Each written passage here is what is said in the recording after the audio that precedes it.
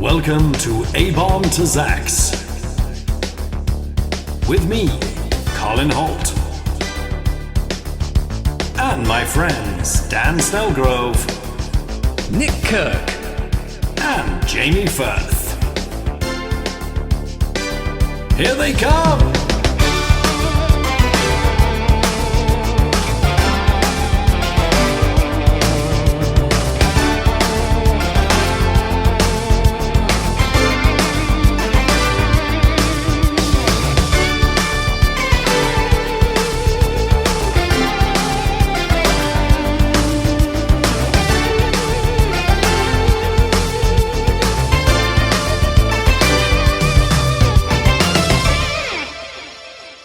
Hello, it's us. It's me and Nick, and it's abombtozzzax, my favourite Marvel character, slash who is the greatest Marvel character, slash every Marvel character. One day we'll decide on the title. We're rating, reviewing, and dissecting every single Marvel character from A all the way to Z, or abombtozzzax. I've gone into this sort of late night radio mode again, because it's late night. It's abombtozzzax nights. It's my birthday almost. Woo-hoo. In 3 hours, and I thought I wanted to spend it doing what I do best, which is, well, not necessarily what I do best, but what I enjoy the most, which is talking about Marvel comics with my friend Nick on a podcast. Now this week it's time to meet some black magic women. Oh, I got some black magic women, and they're trying to make a devil out of me. Do you know that song? Do you know that song, Nick? Yeah. I know that one. Turn your back on me, baby. I only know the Satana version. Santana. Not the Satana version, who is going to be one of these black magic women. Why are we talking about black magic women? Well, next in the list, we're still in the A's. Next in the list is Arcanna. Very little known character. Very obscure and part of the Squadron Supreme, which I thought I can't be bothered to talk about the Squadron Supreme yet. We'll do that one day. But we did talk about them a little bit in one of the Captain America ones. Did we? Yeah, we talked about them a bit because we've already talked about the Whizzer and Tom Thumb. Oh, we talked about Amphibian, of course. Oh, that was it. It was Amphibian, not the Captain America one. Yes, we talked about who's that. in one of these stories we're going to read. A slightly more. We should have read this one actually, because he's a bit better in this one. We could mention him briefly if you can be bothered. Did you get to Amphibian in this one? Sort of. I skimmed the end of it a little bit. Yeah, fair enough. It was a lot of pages. I gave Nick an absolute fuck ton of things to. That was a lot. That was a long one. Yes, I'm in the dark right now. I think, like, literally, I think I look a bit like. I feel like I look like a bit in one of those movies like where they've like discovered some sort of zombie or vampire in the Amazon. Would you say that's right? And I'm sort of reporting. Yes, there's something out there. We don't know what it is, and there's something. Yeah, you're holed up in a one shack radio station somewhere. Exactly. Yeah, it's my final call. It's the start of it's a precursor to things to come. I read a book called, it's very famous a little while ago, called The Maze or The Passage. It was The Passage. Do you know that one? Yes, I haven't read it, but I know of it. Justin Cronin. It's massive. Yes, a real doorstopper. And I've always been intrigued, what's that book about? And I got it. I started reading it. It was a really interesting first chapter about this, like almost like a life in a nutshell of this young woman who has these dreams and ideas, and she ends up marrying this dickhead, and then she sort of has a daughter, but he goes, and then just see her life falling apart, and she ends up on sort of semi on the streets, but having to do sex work to keep them going and all this stuff, but she's still got a daughter. And I was like, this is great. That's not as in this is great as in misery, but as in it's really engaging. This is a real, really well written story, and that's the end of chapter 1. And then what happens is really shocking, and then chapter 2 is literally in the Amazon jungle, and some people have discovered these bat creatures and they're vampires. And I was like, no, because I had no idea what it was about. But the weird thing is, I kind of like vampires, obviously, like being a nerd. I'm trying to write my own vampire book myself right now, but not right now, but generally at the minute. Yeah. And but it really annoyed me. Don't do that. Do you know what I mean? And then just because you weren't expecting it to take that turn, it's like, if you wanted a vampire book, you'd pick one out. What's that? Sorry. If you wanted a vampire book, you'd have picked that out in the first place. I guess, but then I don't know. I think there is something fun about a sudden turn. Yeah. It was just that I guess it was just the tone went from being this actually quite well written study of humanity. Not that I've been in that situation, I don't know what it's like, but it felt very, to suddenly go to like report from the Amazon jungle. Strange creatures have been seen. Do you know what I mean? It was like a series of reports about. I was like, dickhead, don't do that. I mean, it's done him very well, bless him. He's really made a lot of money out of it, I believe. Yeah. So, yeah, there we go. Moving on, moving back to those black magic women and they're trying to make a devil out of me. So I thought, rather than do the Squadron Supreme, because as I said, it's quite complicated and there's a lot of reading involved, even though I gave you a lot of reading, there's a lot of even more reading involved, I think, to really do that properly. I thought we'd do Arcanna, but then we do some other black magic women, and not really black magic. Some of them, arguably, not even black, not even magic, not even black. None of them are black, but they are women. They are women. Or are they? I mean, one of them's a demon. Yeah, that's true. They take the form of woman. They take the form of woman. Have you ever taken the form? Sorry. Come on, I'm really getting off the track here. I love all these women, and we will discuss why. So, as it happens, also, one of our 2 patrons requested Sersi of the Eternals. She's a black magic woman. Again, the Eternals are a whole big thing to unpick, and we'll be here all bloody night, Nick. So we'll put Sersi in there. Perfect fit, I think. And then also Clea, or Mrs. Strange, if you will. Mrs. Doctor Strange. Magik, but not Magik the original. Yeah, not that one. Second Magik, who I didn't even know existed. And then ironically, we might be talking about the first Magik next week when we chat to our dear old friend Nat Metcalf about Colossus. And finally, the demon herself, Satana, or Satana. Which one? What would you go for? I've always thought of it as Satana, but it probably should be Satana. Satana makes more sense, doesn't it? Yeah, but it feels weird to say. Only one N. Yeah. Satana. Yeah. Satana sounds like a sort of not very nice pudding from an obscure country. Oh no, not Satana again. Yeah, you get it in like a sort of packet. It looks like it's survived like fallout, like survived a nuclear. Yeah, it's mostly made of gelatin and nostrils. Yes, and the hooves of goats. Yeah. So, Arcanna, shall we begin with her? Arcanna or Arcanna? Or Arcanna? Or Arcanna? I think it's Arcanna, and I'll tell you why in a bit. Oh, someone's been doing their research. Now, I'm afraid I made poor old Nick last minute do all the work this week. Yeah. I'm flying noteless and naked, but I do have a lot. I always think I've got a lot to say, and then then I do, don't I? Let's be honest. But not from the things I think I'm going to say. I talk about vampire books and stuff. So Arcanna, who is also called Moonglow. In fact, her official. This is confusing because in the Marvel list, we can only do ones from the Marvel list, and we're not doing people with their real names unless their real name is their name, like sort of Emma Frost, Yeah. So, but Arcanna Jones is her real name. Yeah. Moonglow is her superhero name, but she's only known as Arcanna. Yeah. In the list, but that's fine.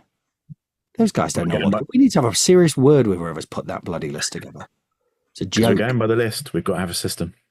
We've got to have a system or it all falls apart.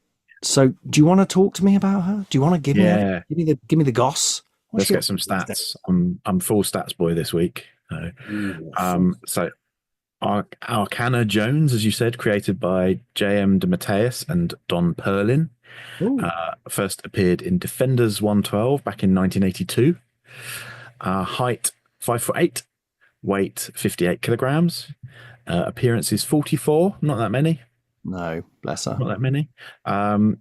And she, after discovering she's got like an aptitude to magical powers, she sets off on a career as a sort of costume crime fighter, leaving her husband Philip at home to look after the kids. Quite right, an independent woman. Yeah. Just to crime fight, or to go into business. Yeah, no, as to go full-time crime fighting. So at night. Well, she joins up with Squadron Supreme, so I guess they're kind of all times of day. And as we mentioned in the previous episode, Squadron Supreme are a sort of Marvel alternate universe equivalent of the Justice League. Yes. And Arcanna is supposedly an equivalent of lesser known second stringer Justice Leaguer Satana. Arcanna, bunglers in crime. That's very close, isn't it? She's part of the Squadron's doomed attempt to implement utopia on their own world. And when that fails, they get sort of swept up into the main Marvel universe during a battle with the Nth Man, where her newborn son ends up switching places with him in one of those weird Marvel things where something odd happens to a kid and the kid's never seen again. Really unpleasant, that kind of thing. Happened a lot in the 80s. There's a lot of that sort of stuff in Marvel. Not so much anymore, but yeah.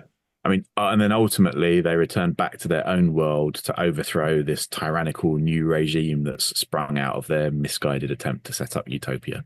And this was the issue that we had a look with, of them coming back to their world to find it's kind of overrun by fascists. I don't think she comes back after that either. I don't think so. She's in this issue, and I don't think, and from what I can see, she just doesn't really turn up much after this. We did make one of the rules was that we don't really do alternate reality people unless they're intrinsically linked. So I think we can get away with the Squadron Supreme comic because they're kind of linked to the 616 universe as it's known. And also generally they don't list other alternate universe people on that Marvel A to Z list in the app, but they do list the Squadron Supreme in there. Yeah. Well, they do have like Ultimate Cap and stuff like that, but yeah. I'm sorry to pick you up on that there, Nick. I'm sorry. I'm sorry. I'm going to have to step in. I've got to, so we need a kind of rating for these guys, like a sort of Last of the Summer Wine, or last time it was Snooker Players, wasn't it? I don't know. I was hoping to think of like a sitcom that's all women from the past, like Golden Girls. But I don't really know any of those characters, if I'm brutally honest. I do know Golden Girls, but there's only 4 of them, and then you run out. It's quite. Is there another? The other one's Birds of a Feather, but there's only 3 of them. Okay, well, it's Birds of a Feather / Golden Girls. Yeah. Okay. All right. Well, we'll decide that. The ultimate crossover. I think Sersi is definitely Leslie Joseph. That's yes. There's no question there. Okay. Yeah. So, what else can we say about it? Yeah. Or as Nick said, if you don't know anything about the Squadron Supreme, I think it's our old pal Mark Grunwald, isn't it?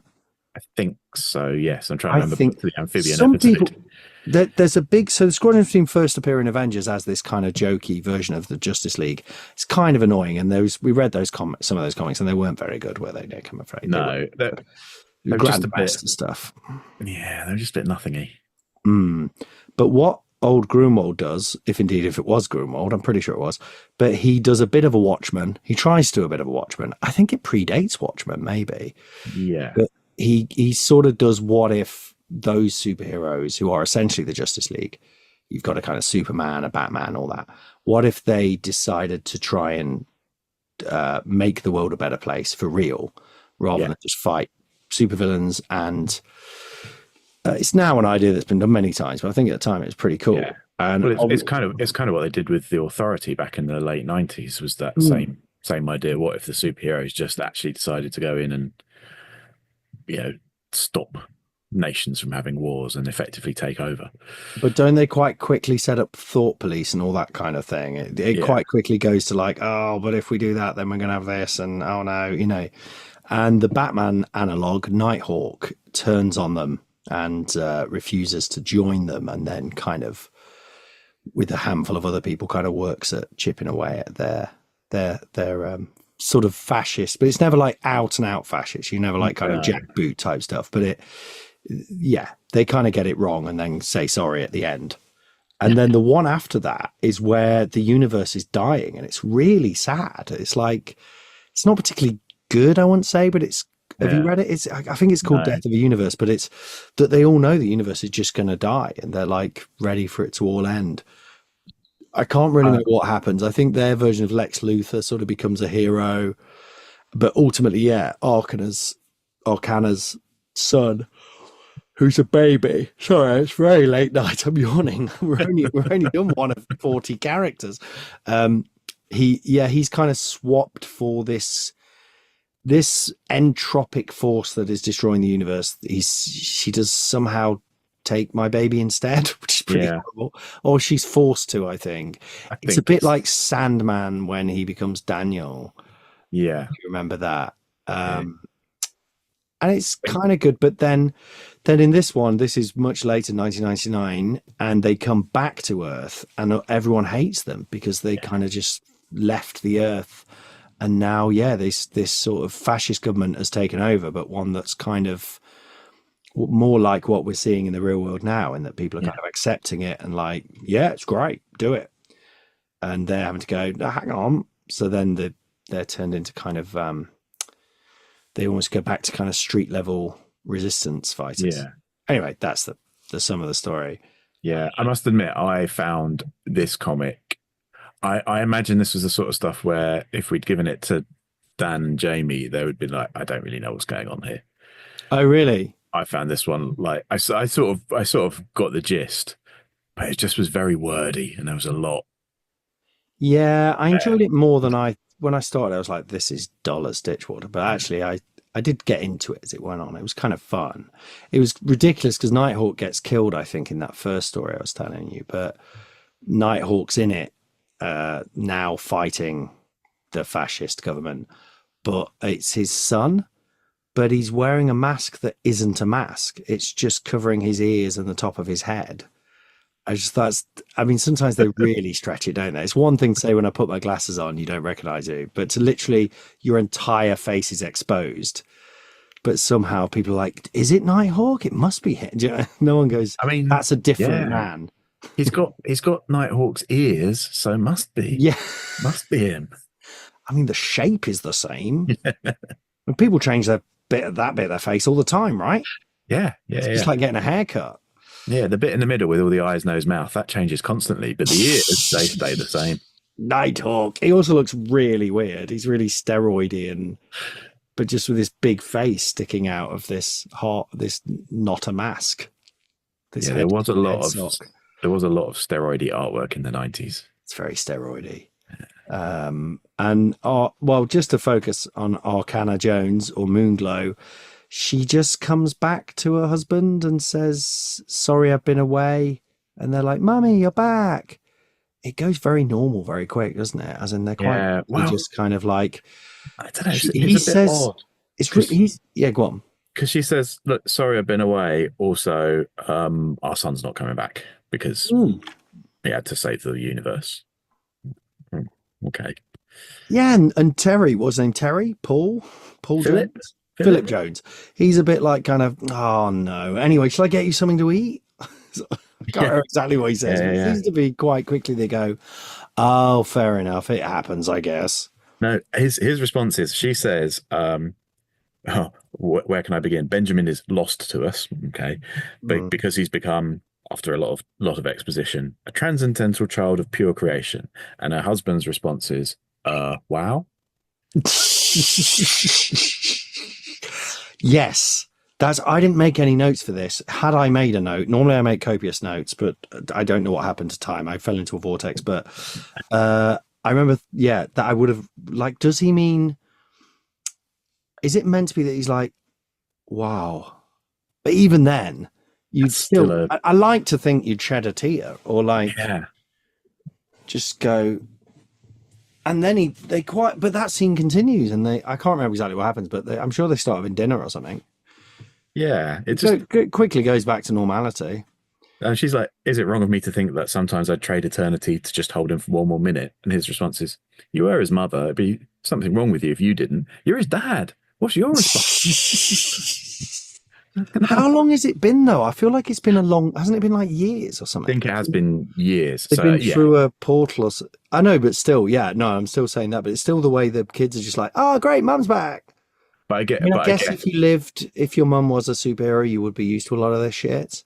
and I guess he's probably, given it's been years, he's probably already assumed they were dead, gone through that grief, and I guess having her back is something. But you can say it just still feels like a weird response. Come on. Wow. My lovely rabbit Luna nearly died, and she hasn't, thank God. And I felt like I'd had a complete mental breakdown trying to.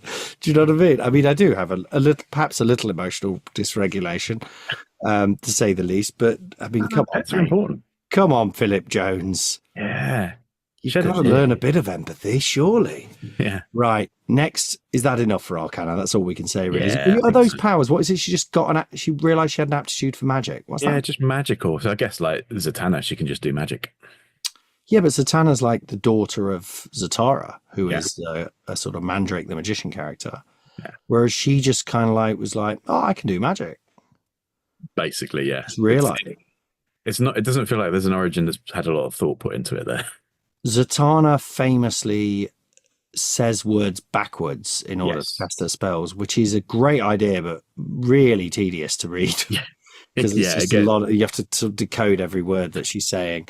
It gets boring very quickly, and sometimes people write the whole sentence backwards, and sometimes people just write the individual words backwards, and you've often got to work out whether you're reading it one by one in the right order, or start at the end of the sentence and work back. Oh yeah, they really. I mean, Grant Morrison's a fucker for that.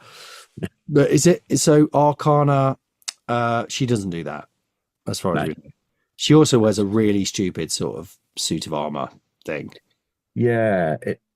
Whereas Zatanna, of course, famously has sort of a magician's assistant, fishnets, tights, top hat. It's a bit kinky, but it's an iconic look. And a sort of tailcoat over the top as well. Yeah. Okay. I'm afraid she's not going to go very high in the list, I don't think. Bless her. But nothing against her.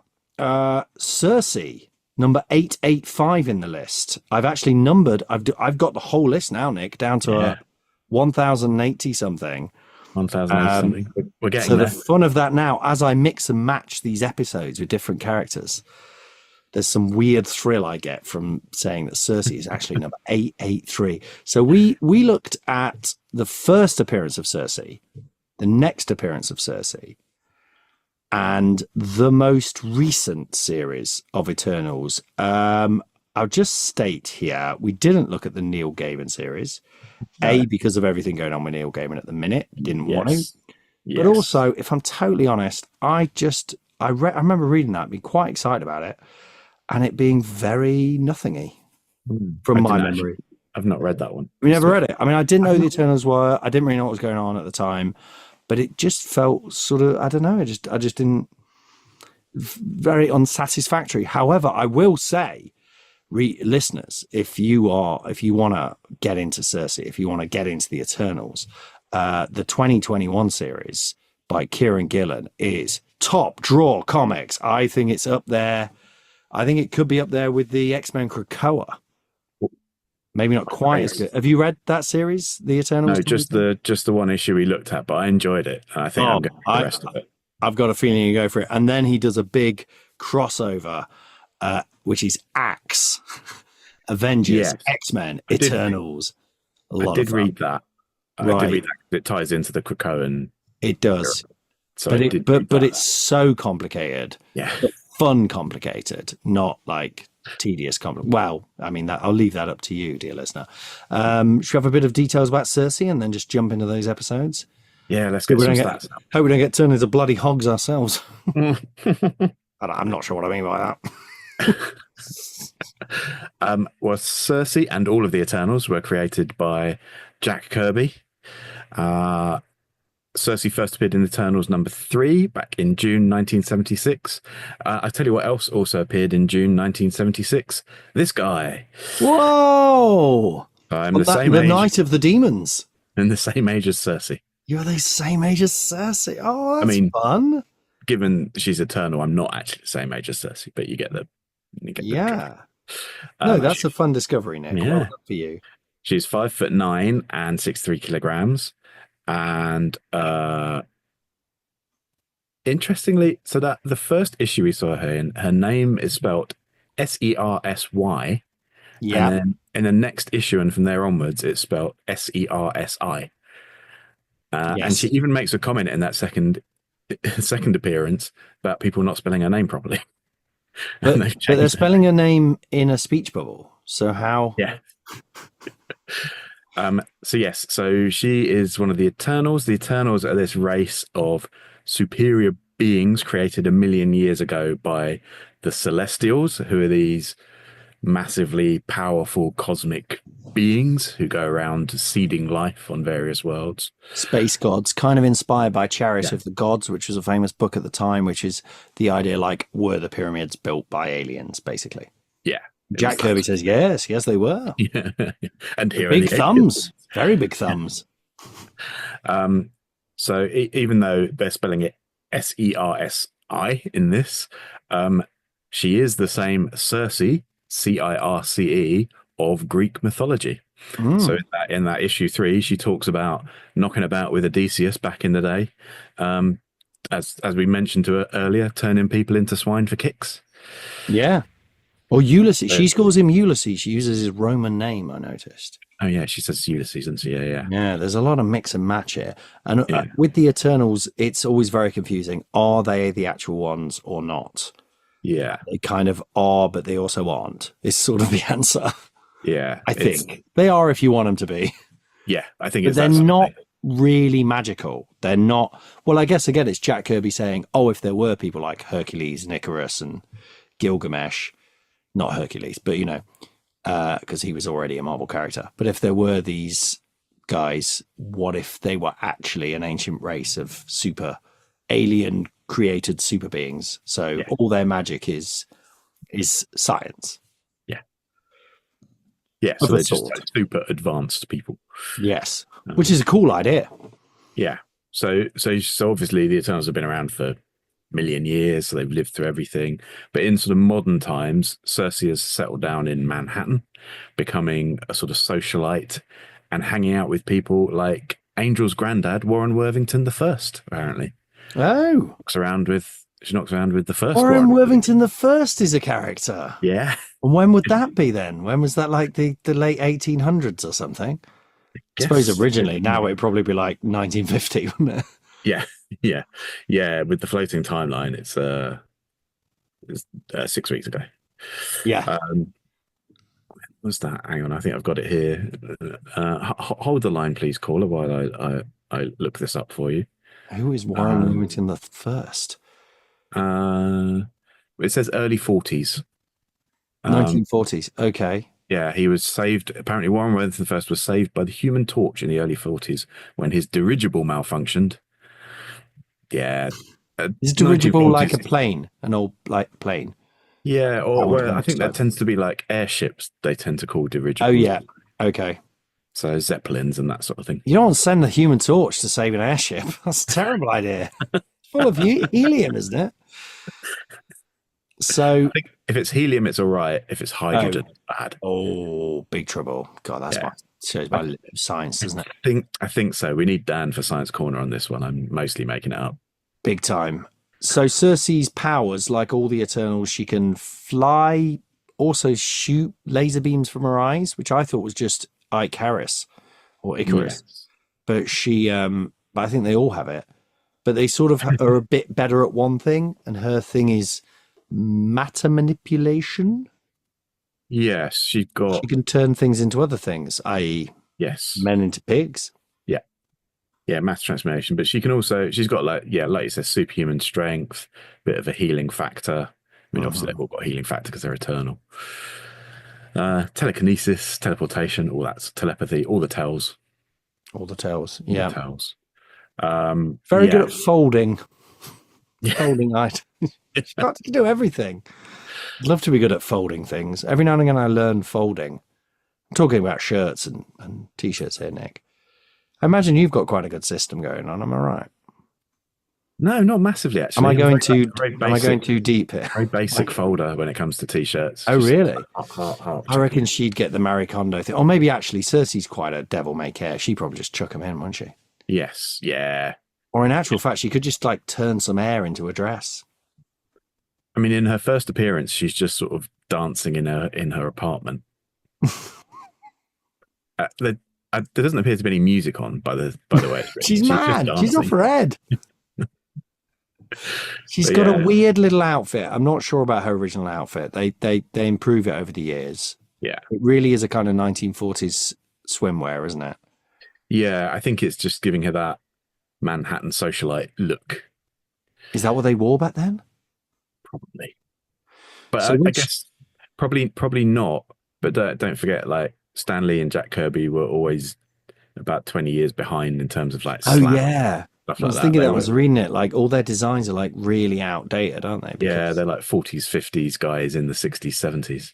It's like a sci-fi image of someone in the 40s, which I guess is now when they do Star Wars, which is 70s sci-fi. Yeah. Look. Yeah. So she appears. Ike Harris or Icarus. I love that his secret name is Ike Harris. He is still. If you remember, if you listen to our Ajax episode, this is straight after that, and the Deviants have started to. Deviants, who are the other race that were created by the Celestials, they're kind of the evil version of the Eternals, or the monstrous version of the Eternals, are attacking Manhattan, and it's really cool. Yeah. Great it's just art. It's an excuse for Jack Kirby to draw his signature grotesque, craggy-faced, monstery things of different varieties. It feels really threatening as well. In a way, a lot of those things where an alien race or demons are attacking Manhattan, you don't really get the scope of it. You don't get the feel of it. And I'm not quite sure why, because you don't see that many civilians, or it's not like you're watching people being torn apart or anything. It just really feels the whole city is on fire and it's terrifying. You wouldn't be able to leave your house and all these creatures are swooping around and everything. It's great. It's proper parademon type stuff, isn't it? And I think as well with when Jack Kirby's like on his own and left to do stuff by himself, like there's no one sort of reining him in and trying to ground it. He likes to go full out weird, throw every strange idea in there. Yeah. And just see what happens. And I like the kind of slightly frantic mentalness of a Jack Kirby solo comic without Stan Lee kind of grounding it to the more day-to-day stuff. I love it. I think it goes sort of broad and cosmic and weird. Oh, it's great. And it never quite makes sense. The heroes are never quite heroic enough. No, but she's meant to be Cersei's a kind of femme fatale, but it never quite lands what she's doing or how she's talking, or in these ones at least. But I like the slightly alien feeling to everything that when Jack Kirby does it, because it just doesn't feel it feels off, but in a fun way. He's like a visitor, isn't he, from an alien world? He's translating his ideas in, and it never quite. Yeah, brilliant. We can never be him. We can never really see the world through his eyes because it's too incredible. Because I really like his DC stuff when he got fed up with Marvel and moved to DC in the 70s and created the Fourth World and Dark Side and the Parademons and all that sort of stuff. But he also did these odd comics like Devil Dinosaur, which is a monkey riding a dinosaur, and Etrigan the demon. Etrigan the demon, Commandy, the last boy in the world who lives with loads of talking animals.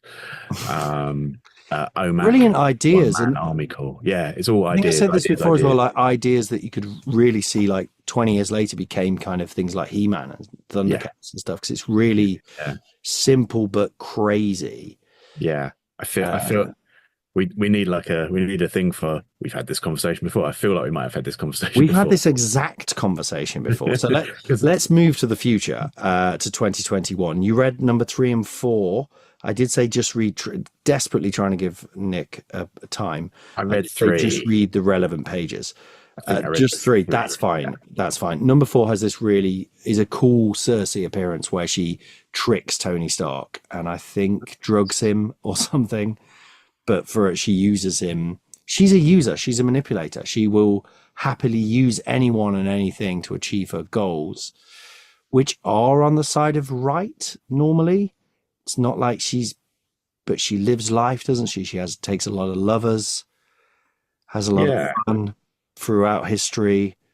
But it's an interesting in number 3. A lot of it's her debate with Athena, who Athena is based on, sort of. Again, doesn't really make sense. But Athena it has taken a deviant as a lover, which is this, blasphemous idea. But Athena is full of passion and love and joy, and Sersi, even though she plays with humans, if you will, she can't really feel in the way Sersi can. She's quite cold ultimately, isn't she? Yeah. I quite like the way they're using Sersi in this issue. She's effectively like a detective investigating a murder. Yeah. And a lot of the issue is her. It becomes apparent quite early on, but she's effectively like questioning Athena as to whether she's the murderer for a fair chunk of the issue. And I just quite liked the dynamic between them. The implication being, well, I've known you for all this time, so it's entirely conceivable you could be the murderer. Yeah, and you're really good at everything. Yeah. So there's no reason why you wouldn't be really good at lying as well. Yeah. Yeah. So I liked kind of Sersi's reasoning. And also we jump back to 100,000 BC, so before Matt, basically. Yeah. And they're having a chat, Athena and Sersi having a chat there in a cave, which is a great thing that Kieran Gillen does in the series. He jumps back and forth through time. Yeah. And I like that they're still... But all related to plot. They've still got similar patterns. They've still got similar patterns. So even 100,000 years ago, they're still talking about Athena, hooking up with deviants, and Sersi sort of slightly looking down on that. Yeah, so every few thousand years, they just go back into the same cycle. Yeah. Because they were created ultimately by the Celestials, so they kind of fill their types. Yeah. And there's actually not just from the movie, which I didn't mind. I won't go into it now, but I didn't mind as much as people did. But there's only like 8 of them or something. But the idea is here, there's I think there's 100. Right. There's a specific number, but there's a lot of them, and he does work out who they all are, but obviously you have the main ones, but they all have their kind of type that they fall into, and they can't ever really break out of it. And that's part of the story, is that it's very hard for them to go against. And also what he adds to the story is they're not just eternal, they keep being reborn, so they do die, and then come back. But that's a big twist that I won't tell because it will spoil the story, because that's a very, very clever take. Definitely read Eternals 2021, whatever you do. Let's move on to number 487, Clea. Yes. Clea Strange, as she becomes. Yeah. We read her first appearance in Strange Tales 126, and then we read when Clea becomes the Sorcerer Supreme herself in Strange 2022, number 1. Mm-hmm. Clea, should we hear some stats? Yeah, let's stat her up.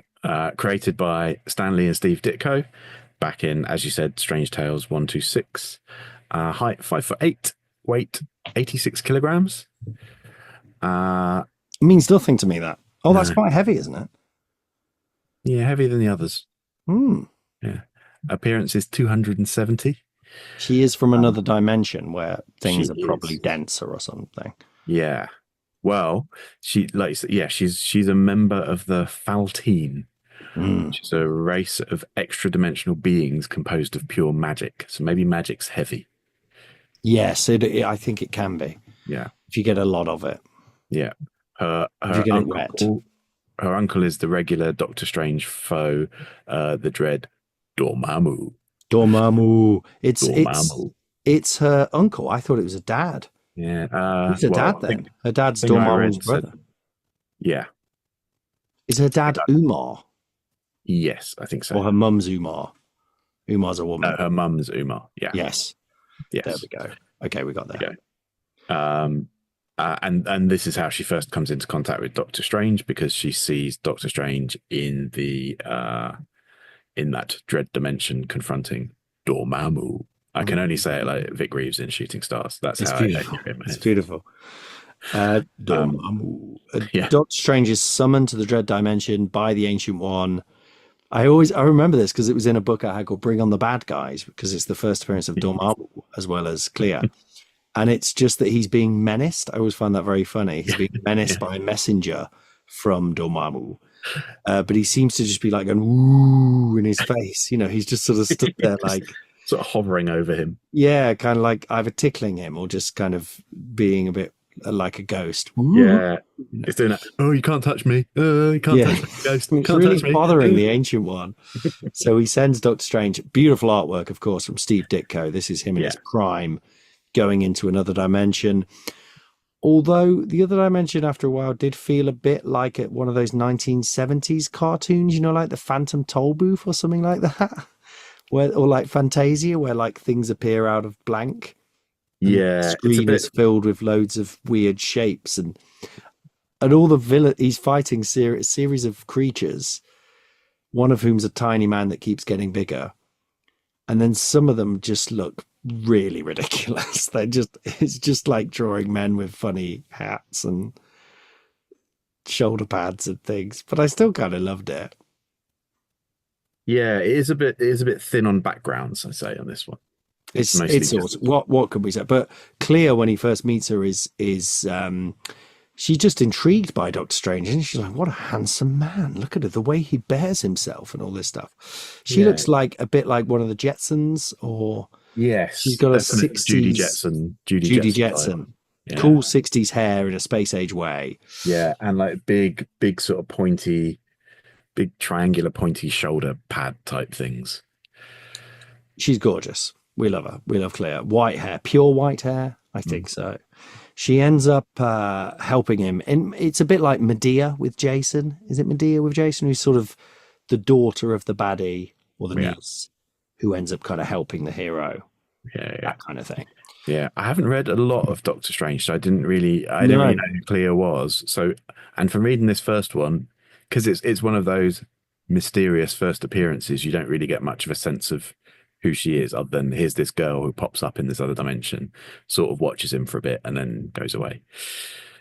She's got a pixie-likeness to her, hasn't she? But I think she remains a kind of like damsel in distress type for quite a while, but then eventually, I'm glad to say, they kind of make her more of a character. You know, they make her a bit more tough. So she toughens up. She becomes a bit darker and sinister, and eventually they get married, I believe.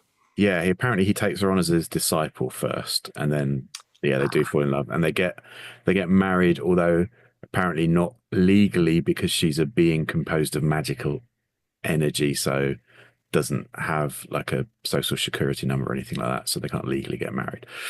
But they're literally her cells are made out of like, I assume so. Doves, cards. Yeah.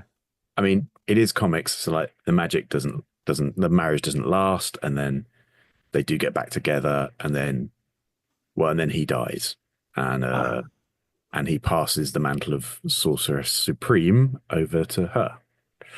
She becomes Sorcerer Supreme, and she's a bit of a tough cookie. She happily kills a few people in this episode, and Wong says the old master would never do that, you know. Yeah. She's great. I like her as Doctor Strange. It's a lot of fun. Doctor Doom is trying to get the mantle. He's like, that's mine. And she puts him in his place quite quickly. Yeah, I quite liked that. She's very like short with him, doesn't really entertain any nonsense from him. I quite like the fact doesn't appear to be particularly afraid of him, which is quite refreshing for a change. Yeah, and she keeps calling him Victor. Oh, shut up, Victor. Yeah. I like that she has the cloak of levitation, Doctor Strange's famous sort of worn a bit like a what they call like a boyfriend shirt. Like when when your girlfriend stays over and in the morning she's wearing your shirt.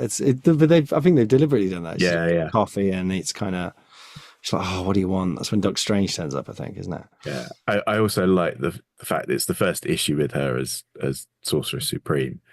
And very quickly in, she's like, right, well, I'm going to try and bring him back to life, because obviously you're all just waiting for that to happen. So let's crack on with that. I quite like that. No pretense about waiting around for the inevitable him to come. Hero's return. They're like, no. I kind of like that, but I thought, could we give her a chance to not talk about her husband? Yeah, I do. Yes, I do know. I do know what you mean. But I guess I liked it only in the sense of they weren't trying to disguise the fact that this is comics and he's probably going to come back. They were like, let's just be honest and say, yeah, we're trying to bring him back to life. It's really tricky that though, isn't it? Because it's kind of, in the past that would have made me giggle a bit.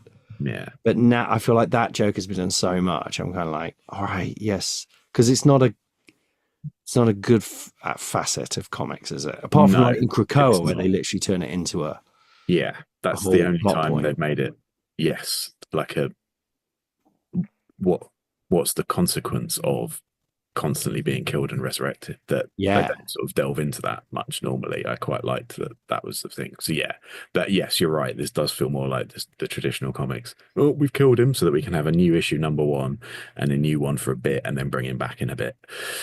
Yeah, I don't know what happens to her after this. Does she remain with Doctor Strange? Is she are they divorced again, but not really divorced because they were never? She does resurrect him. She does pass the mantle back to him again. Of course, he then carelessly allows Doctor Doom to steal his powers and become the new Sorcerer Supreme, which is currently going on at the moment.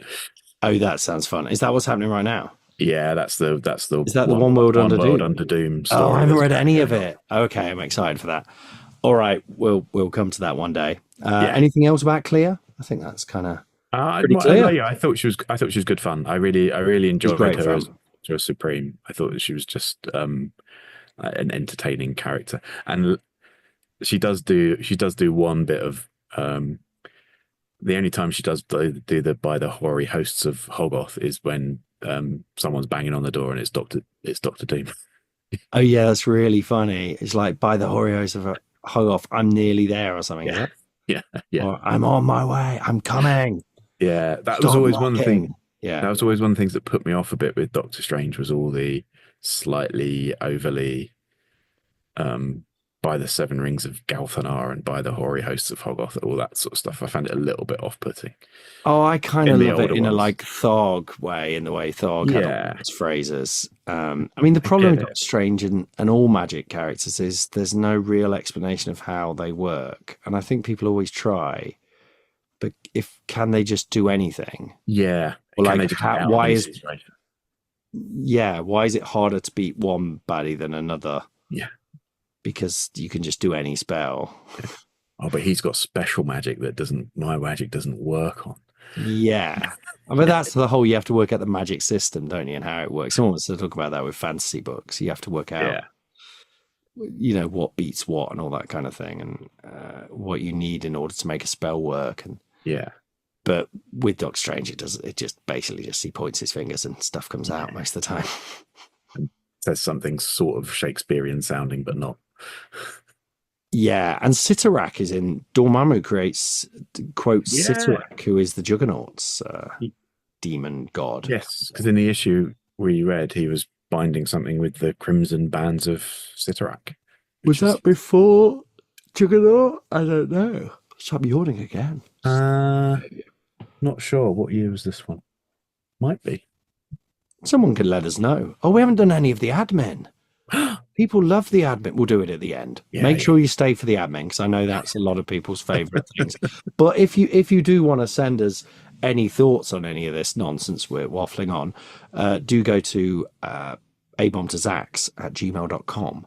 Send your thoughts to Nick about comics. We only really want stuff about comics. And Nick will occasionally read out the odd interesting comment. Yeah, if you've got something fun to say that amuses us mightily, or that we just find interesting, we'll read it out. So next we're on number 724, Magik, but not that Magik, the other Magik, but both of them spelt with a K. This is Amanda Sefton. Can I riff on Amanda Sefton? Go for it. Are you ready? Do you have a thing ready? I've got stats and stuff. Okay. We'll hear them in a sec. So Nightcrawler, I'm just going to see if I can do this. I was doing the shower yesterday. I was thinking, it was so nerdy. I literally go, what will I say about her? And then when I come to it, I forget it all. Nightcrawler, we know him from X-Men. Yeah. He's the one with the tail, looks like a little demon, teleports, handsome devil, but blue with 3 fingers on each hand. He's running from some peasants that were going to kill him for looking like a vampire. Professor X finds him. He joins the X-Men. He leaves behind a traveling circus that he was part of, led by Angela Zardos, some Margali Zard, who is a kind of, well, what they would have called gypsies, of course, which is probably not a very... The Roma tends to be the... Roma is the modern phrase. So, not the modern phrase, the correct phrase. But for this purpose, it's basically like the Wolfman, the character with the sort of fortune teller from the Wolfman. Anyway, her daughter is Amanda Sefton, whose real name is Jermaine Zardos. I didn't get into why that is. She is Nightcrawler's adopted sister, but also his girlfriend. Yeah, which is weird. Let's not deny it. But I think it's in that kind of way, like in Great Expectations, where he falls in love with the girl he's brought up with. I get that. I guess that's the idea, but it's still creepy because they were raised as brother and sister. Again, it's like with Kitty Pryde and Hank Pym and all these things. One of those things you think they just quietly forget. Yeah. But for some reason, they keep bringing it back. They won't let it lie. There's a big reason. I did write some notes about this because what happens is she poses as Amanda Sefton to get close to Kurt, and the way she gets close to Kurt is by dating him, as any sister would, because their mother wants to get revenge on Kurt for the death of her son, Amanda's brother. And I didn't know any of this. Yeah, her son was sort of dangerous, and he had made Kurt swear that that Kurt would kill him if he became dangerous again, and he made Kurt keep that promise, so Kurt killed him. And Margali wants revenge, so Amanda goes to find Kurt because she's in love with him, because she's his sister. Creepy. So poses as Amanda Sefton, starts dating him, and then once she reveals who he is, though, they carry on dating because Chris Claremont is just Chris Claremont. He's not averse to a creepy relationship, and I've put Hello Kitty and Colossus. Yeah, there's not that moment of like, "Whoa, you're my sister." No, there's like. So has she changed when she becomes Amanda Sefton? Does she change her appearance and everything? I don't think so. I think they haven't seen each other for a long time, so he does. Because obviously he ran away when he was quite young, so I think. He's grown up, isn't he? How old is he meant to be in X-Men? Yeah, actually, that's a good point. I don't know. I always thought he was like 25, but maybe he's meant to be like 14. I don't know. It seems odd that he doesn't recognize his sister and dates her. How convenient. Yeah. And they do have an on-again, off-again relationship for a long time, but it does ultimately end when Amanda sacrifices herself to close a portal to the afterlife from the inside. Okay, we've all done that, but yeah, Chris Claremont finally leaves. Oh, thank God he's gone. Right, let's change all those weird relationships. Because it's only by doing this and going back and reading and doing these kind of summaries that I'm realizing, Chris Claremont has some creepy relationships going on in. Yeah, but I think also he did 17 years and he was just trying to keep himself entertained. Like, what can I do with Fair enough. But she joins Excalibur for a while, becomes I think she becomes a superhero called Day Tripper. Possibly. I think that's her. What kind of a name is that? Day Tripper. What does that mean? But then there's a little known short miniseries called X-Men Black Sun, which you can't. Did you try to open them on? You can only open the first issue. I spent 20 minutes. Yeah, the others didn't seem to open. They won't load. Marvel. Sort it out. Come on, Marvel Unlimited. But X-Men Black Sun #1, I did read. Now, let's not go into this because there's a lot going on here. We'll maybe talk about it when we get to Kitty Pryde. But basically, there are demons. There's Limbo. Limbo's ruled by Belasco. They've got a weird obsession with the X-Men, in particular, Colossus's younger sister, Ileana. She ends up getting stuck in Limbo. It's a bit like Narnia. When she comes back, she's 6 years older. Yeah. Not that you need to know that particularly. And she's also become Magik / the Dark Child, who is a kind of demon sorceress girl. She's a great character, very cool. She has a soul sword. The demon is obsessed with her. It's creepy beyond to another level. But in this story, he's sort of getting he's maybe killed all the X-Men. That's probably an illusion. He's trying to destroy the world, but also he's kind of trying to get Illyana back, who at this point is dead. Then at the end, Kitty Pryde's there. Illyana turns up as Magik. But hang on, it's not Illyana. I'm telling you that in case you didn't clock it. Yeah. Nick. It's Amanda Sefton, who for some reason has become the new Magik. And again, as with Nighthawk, they're looking at a fully exposed face, still easily tricked. Yeah, and they talk to each other quite a lot, and she doesn't at any point go, "No, you've got a different voice to Magik." Yeah, different voice, different face, just wearing the same clothes. They're very stupid, these X-Men. Yeah, so that's her. And then the only other real one I sent you was Nightcrawler 2004, which is a really good series. I read the first four. And the first four of this really creepy demon child possessed by devils, and Nightcrawler has to help him, but it's proper exorcist type stuff. And at one point, Nightcrawler goes into limbo and meets to talk to Amanda Sefton to get some help. But it's almost done a bit like a sort of Silence of the Lambs where they go to Hannibal Lecter. She's not like that, but she's kind of played evil, or she's played as this witch, and she's very sort of seductive towards him. And a bit kind of like got a glass of wine and all kind of a bit. She's not quite out of character, I'd say. She's acting not how I saw her at all, but that's fine. So then I think she carries on being Nightcrawler's kind of go-to when he needs help with supernatural problems. But that series is great. I'm going to read all of it. I really enjoy it. Because normally those spin-offs like Nightcrawler, Storm, Colossus miniseries are dog shit, aren't they? But this one was great. I don't read a lot of the solo stuff because of that. I've read some and I'm like, just not that enjoyable. Yeah, it's normally just Wolverine, but this is really good. And it really made me go, Nightcrawler is such a good character and really should be up there. Yeah, I think they struggle to know what to do with him a lot. His look is so good. Yeah. Powers are kind of fun. And his personality is to die for. Yeah. And it is interesting. And he's one of the few characters that is, like Matt Murdock, sort of openly religious, and his belief is a big part of who that character is. And there aren't many that they do that with. Also, like Matt Murdock, I think he quite openly sort of shows his personality and sort of has fun in a way a lot of them don't actively have fun, and is kind of quite an open book and shows his pain and his love for people and his loyalty. He's a beautiful guy. And he likes to do pirate swashbuckling stuff as well. Yeah, that stuff is kind of fun, but I think they lean into it too much. Yeah, maybe. I go, you're doing that. It's not that funny. It's not that funny seeing him dressed as a pirate.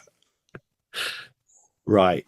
That's Magik. Number 2, Amanda Sefton. Finally, number 531, Satana. Satana. Satan.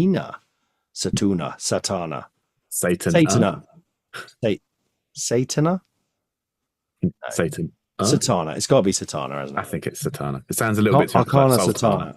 So she's a lot of fun. She's from that 70s horror era. Yeah. We talked about Tomb of Dracula, Blade, Frankenstein, of course, we touched on. Satana is very much of that gang. She appeared in those creepy, sexy magazine.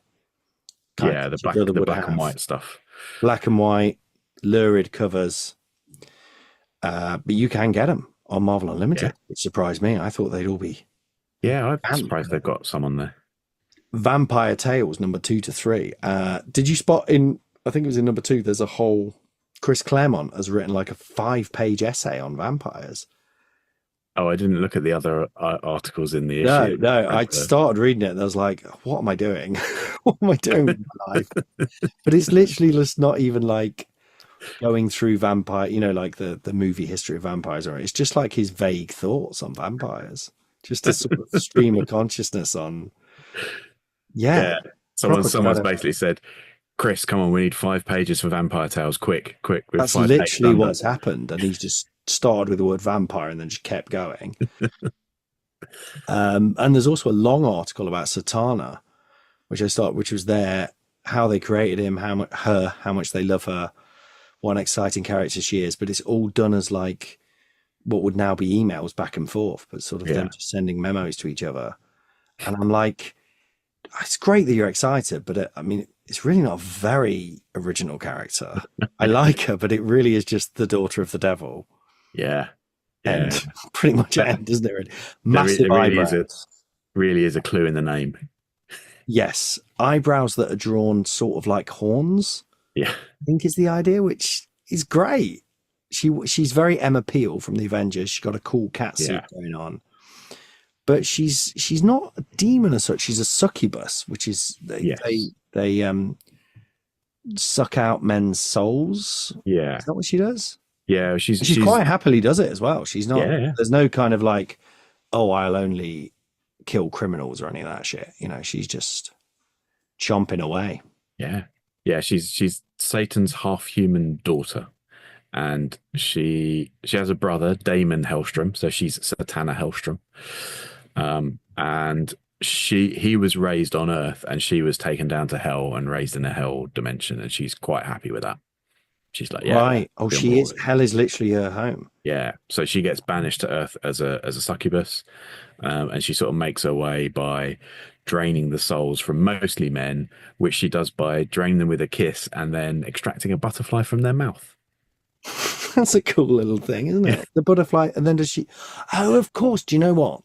One problem is I read this, and then the first appearance of Tigra, which was in a similar magazine, black and white, looks almost identical. Yeah, kind of the same things happen, but this is the one where that's it. She's hanging out with some Satanists. Yeah, but it's all very pro Satanist, isn't it? There's no kind of I'm so surprised. There's no sort of like but they are worshiping the devil. It's all kind of like they're actually just all about life and love and having a good time. The religious guy is kind of the bad guy in the story. The priest, he's a horrible evangelical, which I think is probably true to life, if I'm honest. Yeah. That's my perspective, controversial though it may be, but I was very surprised that even in the 1970s they were allowed to get away with this, because this is literally saying, kids, worship Satan. Well, I think these, like you said, like we've said before, these ones like Vampire Tales and these black and white magazines, they were where Marvel could push it a bit because they weren't monitored by the code, and I don't think people were looking at them as that much, so they were kind of getting away with stuff in these ones a bit. I think. Yes. So they must have done it.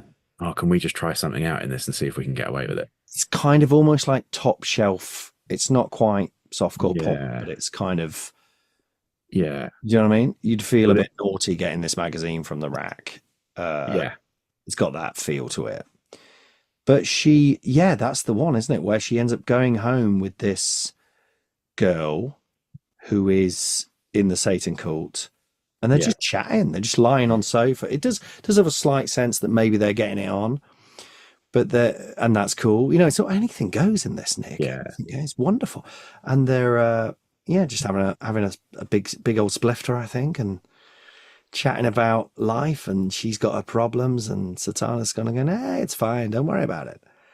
And then the people turn up and then some men are hired to kill her or to kill Satana. I'm trying to remember. Yeah. So there are some men hired to kill. This is absolutely gripping podcasting, isn't it? And then I think something else happens. There are men hired to kill Satana, and Satana is planning to corrupt and take the soul of this woman. But the woman dives in front of Satana to save her from these men and gets killed. Therefore, Satana can't claim her soul because she's died in a selfless act.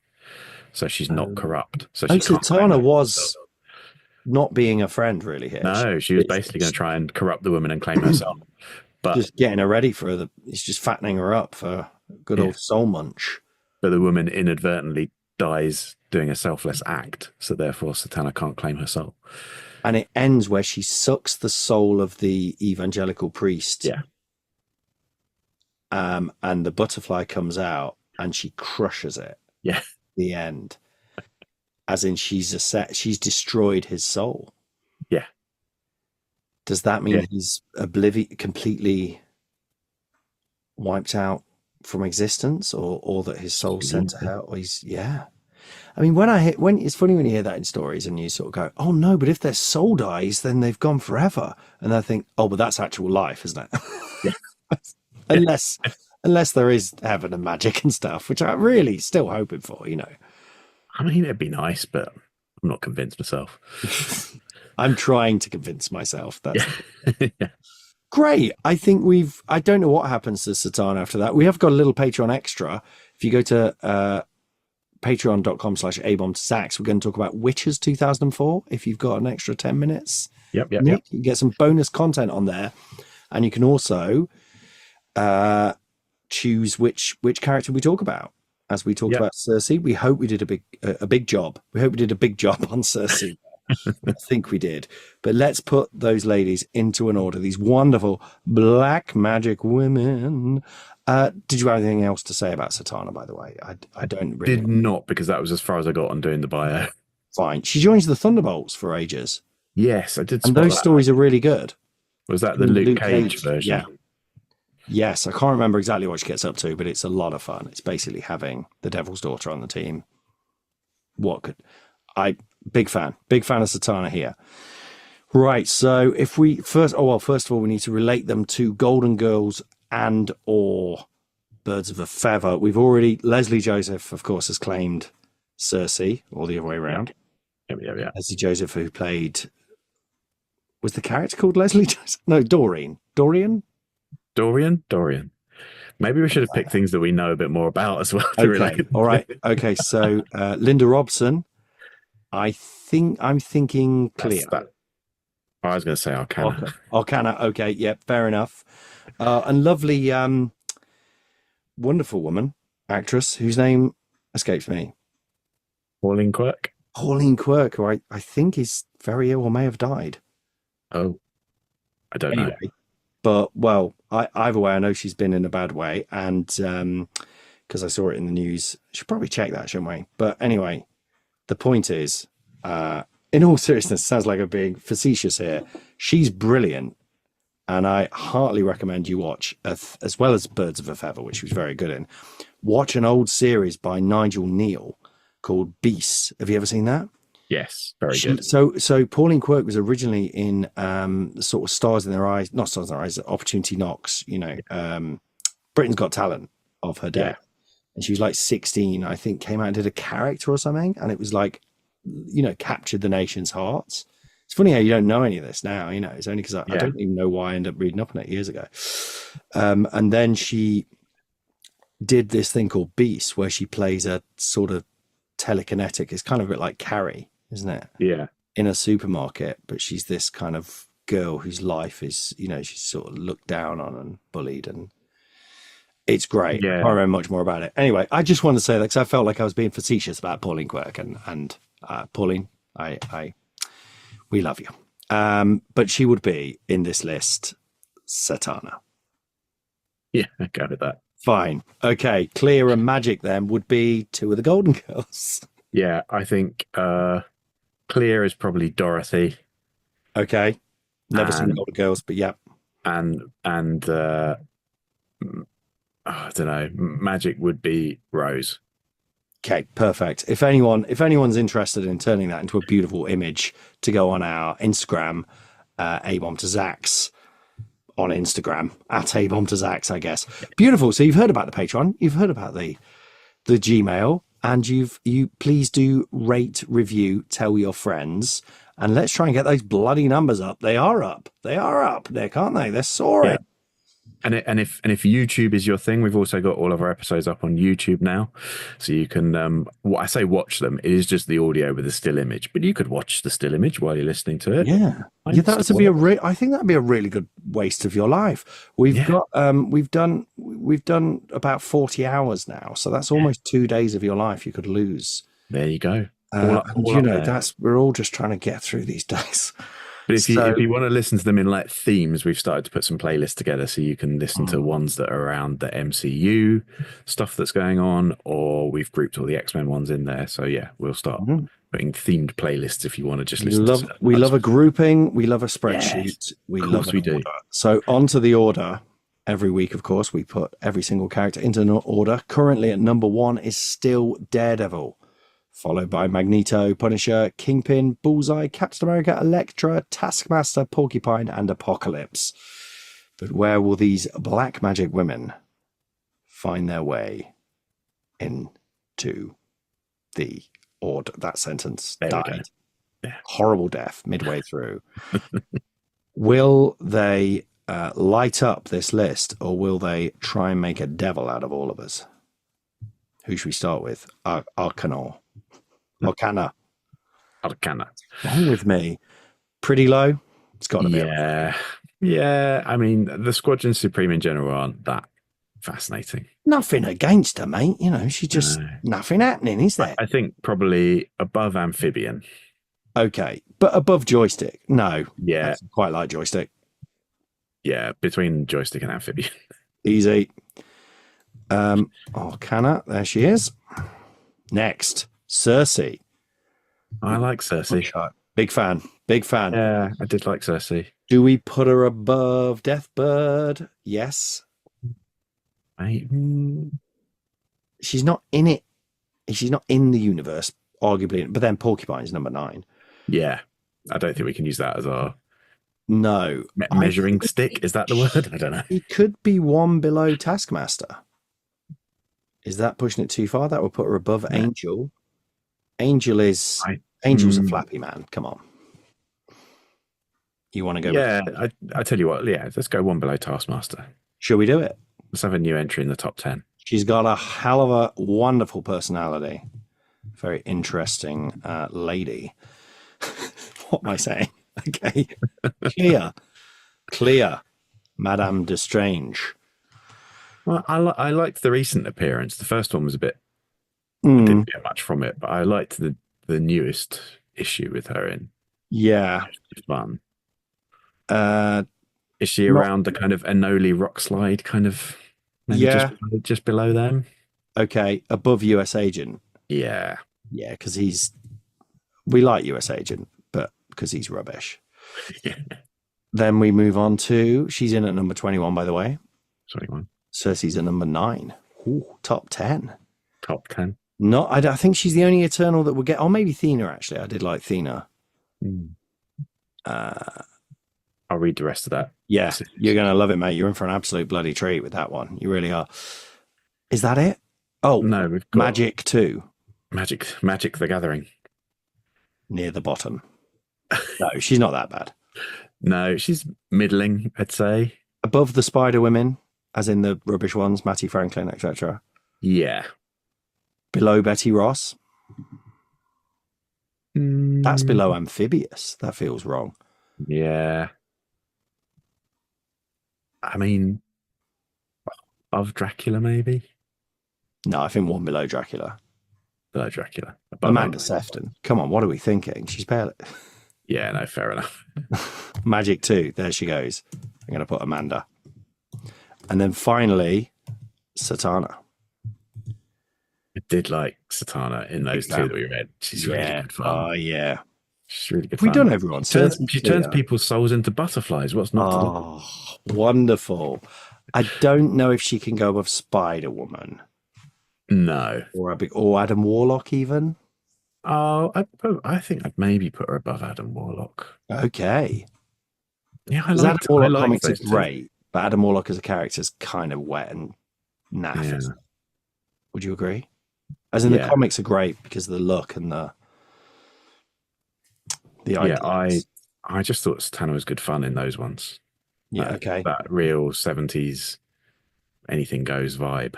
Above Spider-Woman? Jessica Drew? No, what below Spider-Woman? Okay.